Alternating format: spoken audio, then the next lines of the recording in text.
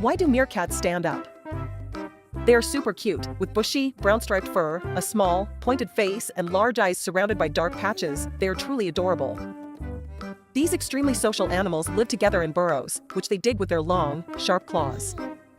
They often have as many as 15 entrances and exits, with all sorts of chambers and tunnels, some more than 6 feet deep. They are small but move in groups to help protect each other. There can be as many as 30 in a group.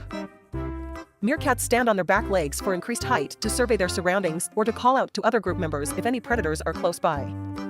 Meerkats are immune to venom.